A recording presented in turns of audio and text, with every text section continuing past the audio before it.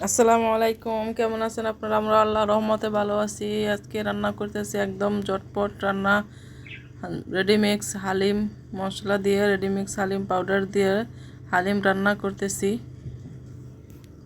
গরুর মাংস দিয়ে প্রথমে পেঁয়াজ তেল দিয়ে মশলা কষিয়ে নেব, তারপর মশলা হলুদ মরিচ ধনিয়া সব মশলা দিয়ে দিচ্ছি। গরুর মাংসটা আগে রান্না করতেছি, তারপর দিয়ে দেব।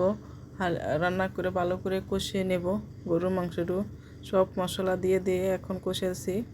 তারপর এখন ভালো করে নড়াচড়া করে দেব, যাতে করে কষিয়ে রান্নাটা একদম হয়। এখন কষিয়ে গেছে,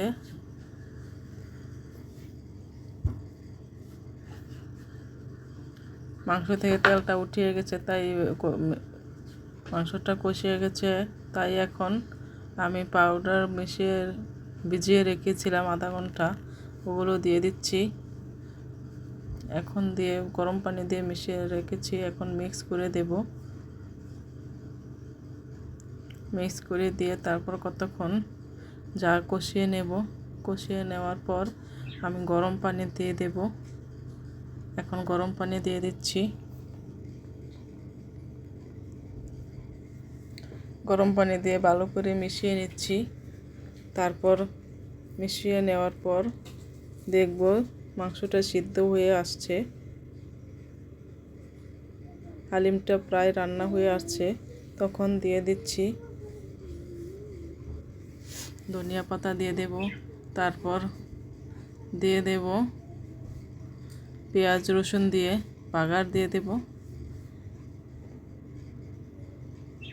বাগার দেওয়ার পর ভালো করে মিক্স করে নেব। তারপর কতক্ষণ আবার চুলায় বসিয়ে রাখবো। তারপর গরম পরিবেশন করব। একদম পারফেক্ট হয়েছে হালিম রান্নাটা, অনেক টেস্ট হয়েছিল হালিমটা, আলহামদুলিল্লাহ। সবাই একবার ট্রাই করে দেখবেন। রেডিমিক্স হালিম পাউডার মশলা দিয়ে রান্না, একদম ইজি, ঝটপট করে রান্না। সবাই ভালো থাকবেন। আল্লাহ হাফেজ।